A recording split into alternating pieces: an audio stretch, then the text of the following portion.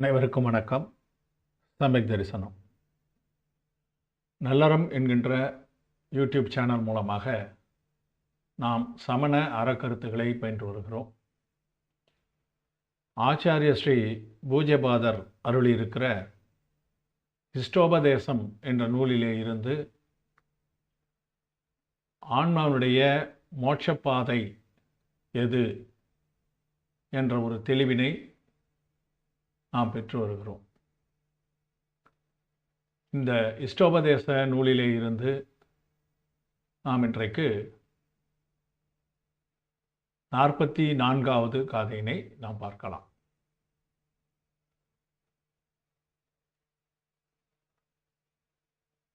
ஆகச்சன் தத் விசேஷானாம் அனபிஞ்சஸ்ய அனபிஞ்ச ச ஜாயதே அஞ்ஞாததத் விசேஷஸ்து பத்யதே நாமுச்சதே. இந்த காதையிலும் கூட பிற பொருள்களிலிருந்து ஆன்மாவை பிரித்து பார்ப்பதுதான் தவத்தினுடைய முக்கிய குறிக்கோளாக இருக்கிறது என்பதனை நமக்கு காட்டுகிறார்.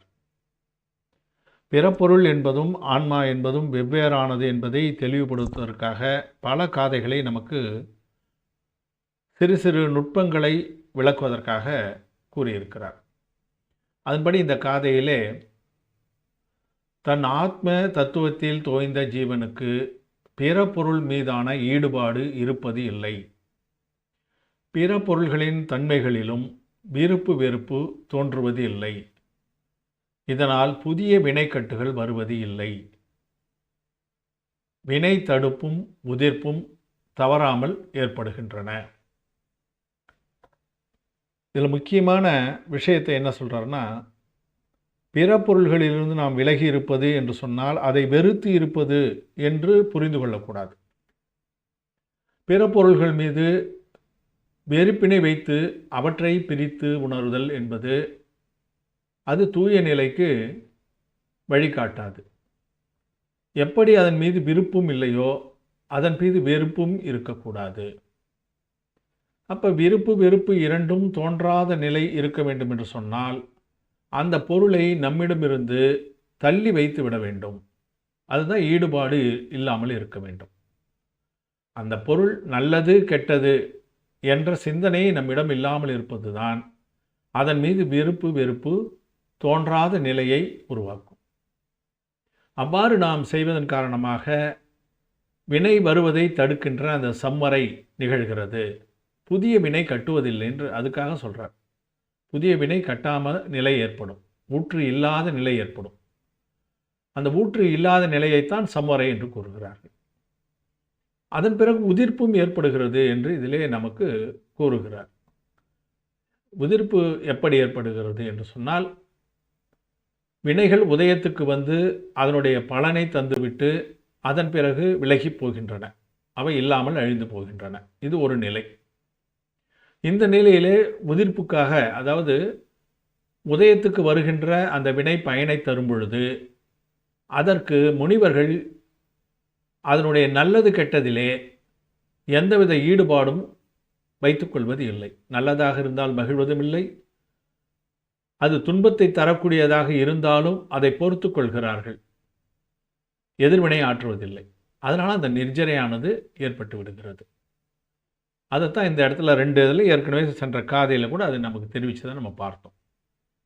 இப்பொழுது நமக்கு சமயசாரத்திலே ஒரு உதாரணத்தை காட்டி நமக்கு ஆச்சாரிய ஸ்ரீ குந்தகுந்தர் அவர்கள் நமக்கு எப்படி அந்த வினை, புதிய வினையானது கட்டாமல் இருக்கிறது என்று கூறுகிறார். அதாவது விருப்பு வெறுப்பு இல்லாத நிலையிலே வினை கட்டுவது இல்லை, சம்மறை ஏற்படுகிறது என்று சொல்கிறார் இல்லையா?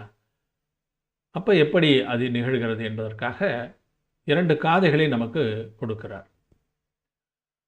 நாணி ராகபஜகோ சவ்வ தவ்வேசு கம்ம மஜ்ஜகதோ நோலிப்பதி ரஜயேன தூ கந்தம மஜ்ஜே ஜகா கணயம். கிட்டத்தட்ட இந்த 2 காதைகளுமே ஒரே மாதிரி இருக்கிறத நம்ம பார்க்கலாம்.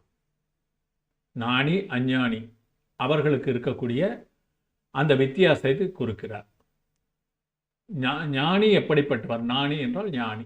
ஞானி என்றால் என்னன்னா ராக பஜகோ, விருப்பம் இல்லாதவர். விருப்பம் இல்லைனாலே அங்கே நம்ம பொருத்தி பார்த்து கொள்ள வேண்டும். வெறுப்பும் இல்லாதது. ராகம் துவேஷம் ரெண்டுமே அதிலிருந்து விலகி இருக்கக்கூடியவர். எதன் மீதும் புறப்பொருள் மீது விருப்போ வெறுப்போ கொள்ளாமல் இருக்கக்கூடியவர்.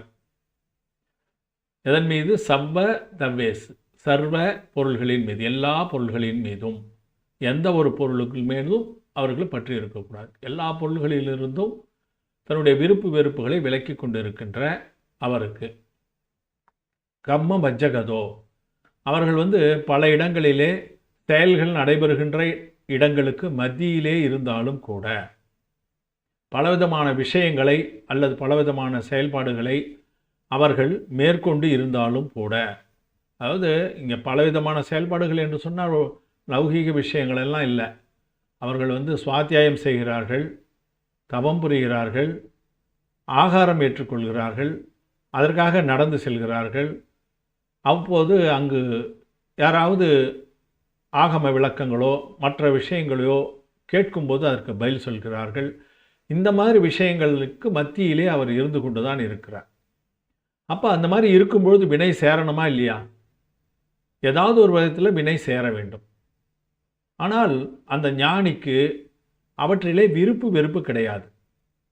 அந்த செயல்களின் மீது ஆகாரம் ஏற்றுக்கொள்வதிலே விருப்பு வெறுப்பு இல்லை.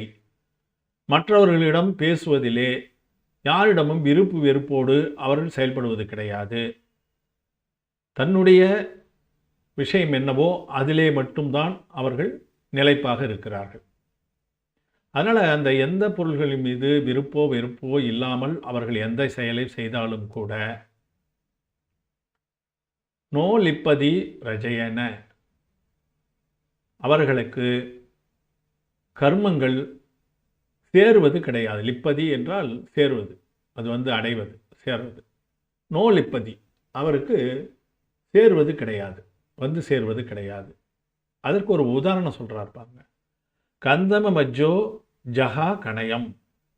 கணயம் என்றால் தங்கம், பொன். அந்த பொன்னானது கத்தம மஜ்ஜே, சேற்றுக்கு நடுவிலே விழுந்து கிடக்கிறது. ஒரு பொண்ணு ஒரு மோதிரமோ ஒரு தூய பொண்ணுன்னு வச்சுக்க. அந்த தங்கமானது சேத்துக்கு நடுவில் விழுந்து கிடக்கிறது. அது எவ்வளவு காலம் அதிலே விழுந்து கிடந்தாலும் அது மாசு அடைவது கிடையாது. அதுக்கு அடுத்தது என்ன மாசுன்றதுக்காக நம்ம தெரிஞ்சுக்கிறதுக்காக அடுத்த கதையும் நமக்கு சொல்கிறார் பாருங்க. அண்ணாணி புனரத்தோ சவ்வதவ்வேசு கம்ம மஜ்ஜகதோ, தன்னுடைய செயல்களின் மூலமாக இருக்கின்ற ஒருவன் அண்ணாணி, அஞ்ஞானியாக இருக்கின்றவன், ரத்தோ விருப்பு வெறுப்போடு இருக்கிறான்னு வச்சுங்க. புன ரத்தோ, அதோடு கூடி இருக்கிறான். அந்த விருப்பு வெறுப்போடு எல்லா பொருள்களின் மீதும் சவ்வ தவ்வேசு, தான் பார்க்கிற அறிகிற அல்லது ஈடுபடுகின்ற எல்லா பொருள்களின் மீதான அவனுடைய செயல்களிலே அவன் விருப்பு வெறுப்போடு அவன் நடந்து கொண்டானேயானால் லிப்பதி கம்ம ரஹேன, அவன் அந்த கர்ம மாசு, ரயேன என்று சொன்னால் கர்ம வினை மாசு, அந்த வினை மாசினை சேர்த்து கொள்கிறான். எப்படி? கந்தமஜே ஜஹா லோகம். லோகம் என்றால் இரும்பு. இரும்பு ஒரு உலோகம். அந்த தான் இந்த இடத்துல இரும்பு என்றாலே அந்த லோகம் என்றால் இரும்பை குறிக்கக்கூடியது. எது? சேற்றுக்கு நடுவிலே அது கிடக்கிறது. சேத்துல கிடக்கிற அந்த இரும்பு அது எவ்வளவு காலம், நிறைய காலத்துக்கு அதில் இருந்ததுன்னா அது என்ன ஆகுதுன்னா துருப்பிடிச்சு போயிடுது.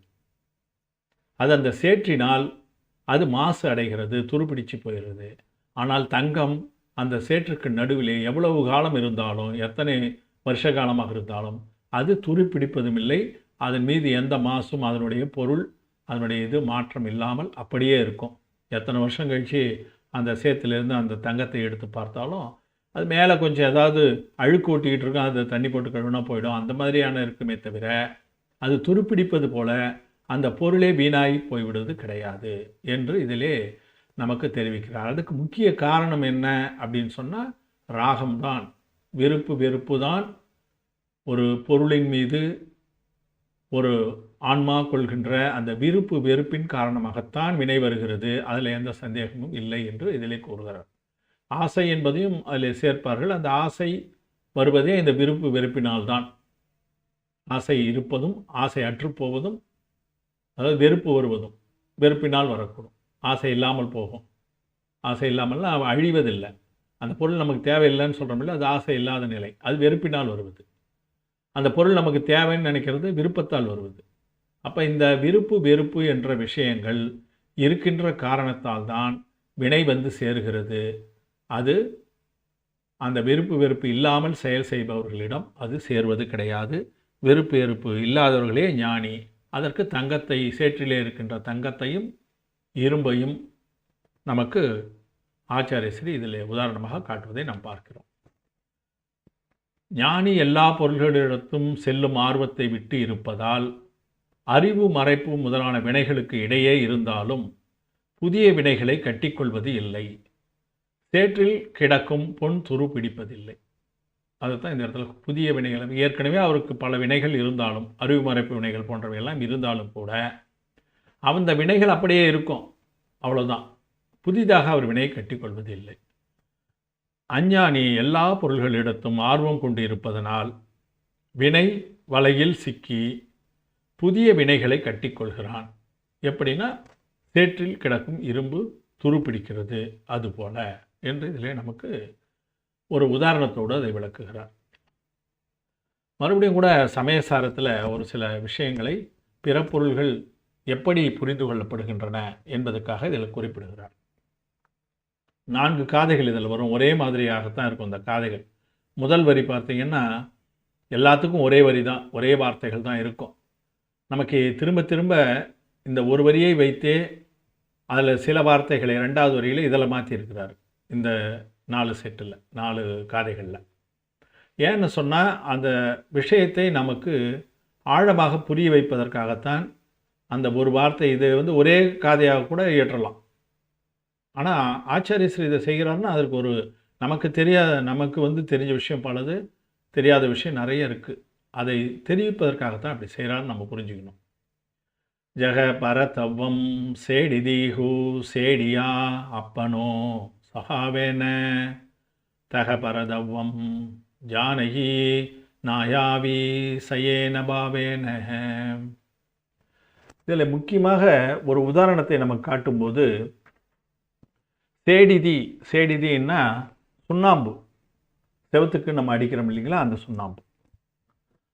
அந்த சுண்ணாம்பு வந்து சுவற்றின் மீது அடிக்கப்படும்போது, ஒரு புதுசாக ஒரு கட்டடம் கட்டியிருக்கிறாங்க, அதுக்கு பிளாஸ்டரிங் வேலையெல்லாம் முடிஞ்சிடுச்சு, பூசு வேலையெல்லாம் முடிஞ்சிடுச்சு. முடிஞ்ச பிறகு அதன் மீது வெள்ளை அடிக்கிறார்கள், சுண்ணாம்பினை அடிக்கிறார்கள். நம்ம பெயிண்ட் அடிக்கிறாங்கன்னு இந்த காலத்துக்கு ஏற்ற மாதிரி நம்ம வச்சுக்கலாம். அது வந்து கலர் வாஷ் பண்ணுறாங்க அப்படின்னு நினச்சிக்கலாம். சேடிதி என்றால் சுண்ணாம்பு. இப்போ அந்த சுண்ணாம்பை பூசின உடனே நம்ம அதை என்ன சொல்கிறோன்னா, அது வெள்ளை சுவர் என்று சொல்கிறோம். சேடியா பனோ சகாவு, அது வந்து வெள்ளை சுவர் என்று நாம் சொல்கிறோம். ஆனால் சுவர் வந்து வெள்ளை நிறமாக மாறிவிட்டதா என்று சொன்னால் கிடையாது. சுவர் அது அதனுடைய நிறத்திலேயே தான், இல்லாட்டி அதனுடைய தன்மையிலேயே தான் இருக்கிறது. அதன் மீது சுண்ணாம்பு பூசப்பட்டு விட்டது. சுண்ணாம்பு வெள்ளைத்தன்மையை கொண்டது. சுண்ணாம்பினுடைய தன்மை சுவற்றிலே ஏறவில்லை, சுவற்றோட தன்மை சுண்ணாம்பிலே கலக்கவில்லை. இதுதான் உண்மை. இதுதான் நாம் புரிந்து கொள்ள வேண்டியது, அடிப்படையாக இருக்கக்கூடிய விஷயமாக இதை நமக்கு ஆச்சாரியஸ்ரீ சொல்கிறார். இப்போ அந்த சுண்ணாம்பு ஏதாவது ஒரு காரணத்தால் உதிர்ந்து விட்டாலோ அல்லது யாராவது தேய்ச்சிட்டாலோ அப்போ அந்த செவற்றோட அந்த தன்மை வெளியே தெரியும் இல்லைங்களா. அப்போ அது ரெண்டுமே வேற பொருள் தான்றத ஞானி புரிந்து கொள்கிறார். அஞ்ஞானி அதை புரிந்து கொள்வதில்லை. அவர் என்ன சொல்கிறாரு, அஞ்ஞானி வெள்ளை செவருன்னு சொல்லிடுறார். அந்த வெள்ளைக்கும் சுவற்றுக்கும் எந்த சம்பந்தமும் இல்லை, அவை ஒன்று சேர்ந்திருக்கின்றன, அவ்வளோதான். எப்படி உயிருக்கும் உடலுக்கும் இருக்கின்ற தொடர்பினை இதை சொல்லி நமக்கு விளக்கம் சொல்கிறார். ஜெக பரதவம் பிற பொருள், தவ்வம் என்றாலே பொருள் என்று புரிந்து கொள்ளலாம். நிறைய காதைகளை நம்ம பார்த்துருக்குறோம். அதை பர என்றாலே பிற, அந்த பிறப்பொருளாக இருக்கின்ற அந்த சுண்ணாம்பு அது போன்றது. அதனுடைய சுபாவம் வெவ்வேறான சுபாவம். அதனுடைய வெள்ளை சுபாவத்தோடு அது இருக்கிறது. அது சுகத்தில் கலந்ததில்லை. அதனால் அதை பிற பொருள் என்று ஜானகி நாயா அதை அறிந்து கொள்கிறார்கள். அதை அறிய வேண்டும். அதை பிற பொருள் என்று அறிய வேண்டும். அறிந்து கொள்ளுதல் அவசியம். அடுத்த காதையில் அதே போல தான் ஜக பரதவம் சேடி தீஹு சேடியோ அப்பனோ சகாவேன அதனுடைய சுபாவத்தை அதை இழப்பது கிடையாது. வெள்ளை அதனுடைய சுபாவத்தை இழப்பது கிடையாது. அதனால் நீங்கள் என்ன அறிந்து கொள்ள வேண்டும் என்று சொன்னால் தக பரதவம் பச்சதி பச்சதி என்று சொன்னாலே நம்ம பார்த்தோம் காட்சி ஞானம் ரெண்டுத்துக்கும் இருக்கிற வித்தியாசம் தெரியும் உங்களுக்கு. ரெண்டுத்துக்கும் தொடர்பு இருக்கிறது. முதலிலே காட்சி, அப்புறம் ஞானம். அதனால் அந்த காண்பது கிடையாது. அது அறிந்து கொள்கிறது. மேலே இங்கு அதை கண்டுகொள்கிறது. அதை கண்டுகொள்கிறது என்பதை இந்த வார்த்தையை தான் இதில் சொல்கிறார். ரெண்டுத்தையும் வெவ்வேறாகத்தான் நம்ம பார்த்துக்கிட்டு இருக்கிறோம் இல்லைங்களா? காட்சி என்பதையும் ஞானம் என்பதையும். அதை அறிந்து கொள்கிறது, அதை கண்டுகொள்கிறது. அதுக்கடுத்து அதே போல் காதை அதே தான், அதில் வேறு வித்தியாசம் இருக்காது. பார்த்தீங்கன்னா விஜகயி நாயாயி என்று சொல்கிறார். விஜகயி என்றால் அதை விடுகிறது. விடுகிறது என்று சொன்னால் பிற பொருள் என்று ஒரு ஆன்மா அறிந்து கொண்ட பிறகு அந்த பொருளினை விட்டு விடுகிறது. அதுதான் தவத்தினால் செய்யக்கூடியது, முனிவர்களுக்கு இலக்கணமாக இருக்கக்கூடியது. ஒரு பொருள் பிற பொருள் என்பதை அறியலாம், கண்டுகொள்ளலாம். கண்டுகொண்டவுடன் அதை விட்டுவிட வேண்டும். விஜகி அதை விட்டு விடுகிறது. அதுக்கு அடுத்த காதையில் பார்த்தீங்கன்னா சத்தகி சம்மதிட்டி சமயக் திருஷ்டி. அந்த ஞானி சமயக் திருஷ்டியாக இருக்கிறார், நற்காட்சியாளனாக இருக்கிறார். அவருக்கு இருக்கக்கூடிய முக்கிய பண்பு நம்பிக்கை. அதை தான் சத்தகி என்று சொல்கிறார். நம்புகிறார். 4 விஷயத்தை இதில் சொல்கிறார் பாருங்க. அறிந்து கொள்கிறார், ஜானகி அறிந்து கொள்கிறார், பசந்தி கண்டுகொள்கிறார், விஜகயி விலகி விடுகிறார் அதிலிருந்து, சத்தகயி அதிலே நம்பிக்கை கொள்கிறார். இந்த ரெண்டும் வெவ்வேறு என்பதனை நம்பிக்கை கொள்கிறார். அந்த மாதிரியான ஒரு இயல்பினை பிற பொருளிலிருந்து ஆன்மா விலகுவதற்கு நாம் கடைப்பிடிக்க வேண்டியது. இதை அந்த உதாரணத்தை வச்சு நமக்கு சொல்கிறார். அதை பார்த்தோம். சுண்ணாம்பு வெண்மை நிறமானது. அது சுவற்றின் மீது பூசப்படும் போது சுவர் வெண்மையாக காட்சியளிக்கிறது. ஆனால் சுவர் வெண்மையாக மாறிவிடவில்லை. அது அதன் இயல்பில் இருக்கிறது. சுவர் சுண்ணாம்பால் வெண்மையாக ஆயிற்று என்பது உலக வழக்கு. அதாவது அதுதான் விவகார நயம் என்று சொல்கிறோம். அது சுண்ணாம்பும் சுவரும் அதனதன் இயல்பில் உள்ளன என்பது நிச்சய நயம். ஏற்கனவே பார்த்தோம் இல்லையா? விவகார நயம், நிச்சய நயம். நம்ம பார்க்கும் பொழுது உலக வழக்கிலே அது வெள்ளைச்சுவர் என்று சொல்கிறோம். ஆனால் அதை ஆராய்ச்சி செய்து பார்த்தோமே ஆனால் சுண்ணாம்பு வேறு, சுவர் வேறு என்பதை நமக்கு தெரியும். அதே போல் உயிரும், அதில் ஒரு ஈ போடாமையாக இருக்குது, சிறு தவறு. உயிரும் தன் இயல்பான ஞான காட்சி ஒழுக்கம் நம்பிக்கை உள்ளதாகவே இருக்கிறது. பிற பொருள்களில் அது இல்லை. அதனுடைய இயல்பான அந்த பொருளிலே அது இருக்கிறது என்பதை இந்த காதைகளின் மூலமாக ஒரு உதாரணத்தை சொல்லி நமக்கு புரிய வைக்கிற. வெள்ளை அடிச்சுட்டா அந்த சுவத்திலே இருக்கக்கூடிய அந்த பூச்சி வெள்ளையாக மாறிடுச்சானா கிடையாது. அது அப்படியே தான் இருக்கும். சுண்ணாம்பு அதை கூட போய் கலந்துடுச்சா, அந்த செவத்துக்குள்ளே பூந்துடுச்சான்னு சொன்னால் அதுவும் கிடையாது.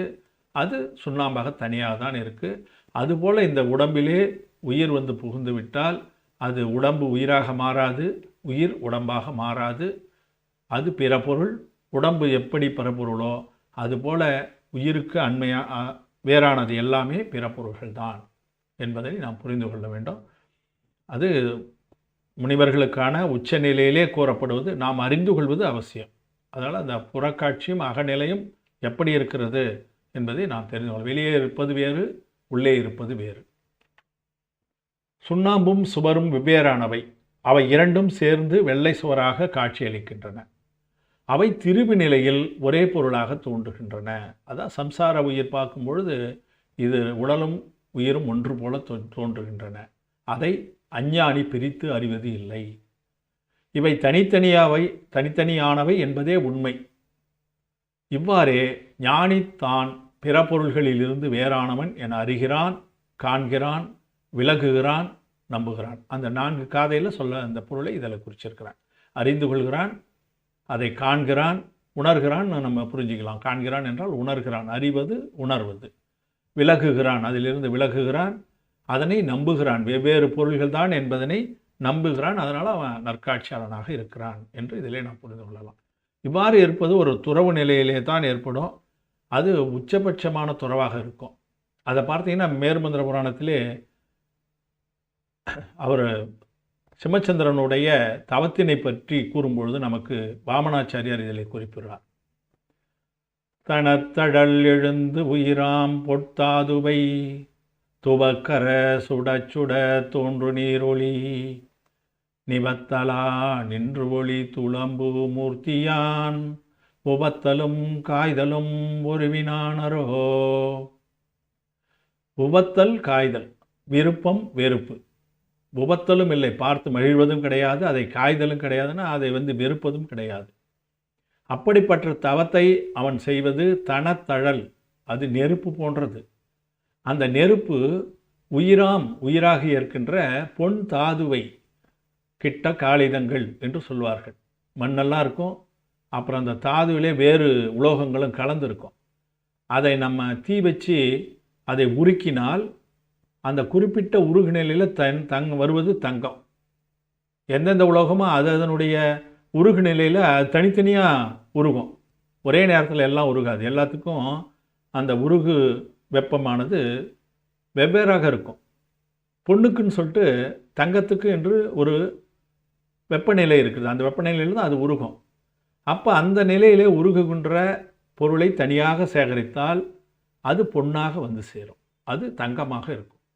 அது போன்ற துவக்கர சுட சுட தோன்று நீரொளி. அதை போல் தனி நீரொளி என்றால் தூய்மை. அந்த தூய்மையானது அங்கு வந்துகிறது. அவருடைய தூய்மையிலே, அந்த தவத்திலே அப்படிப்பட்ட தவத்தை செய்து தன்னுடைய உயிரை தூய்மையாக்குகிறான் சிம்மச்சந்திர முனிவர் என்று இதிலே கூறுகிறார்.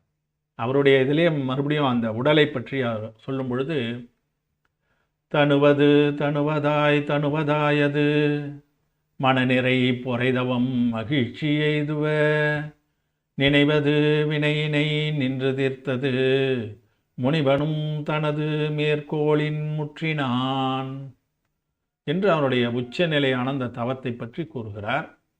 தனு என்றால் உடம்பு. அது எப்படி ஆச்சுன்னு சொன்னால், தனுவாயது வில்லு போல் ஆயிடுச்சு. வில்லு எப்படி இருக்கும்? ஒரு மெல்லிய கோலாகத்தான் இருக்கும், தடிமனாக இருக்காது. அந்த வில்லினுடைய அந்த வளைத்து வைக்கிறோம்ல, அந்த தனு.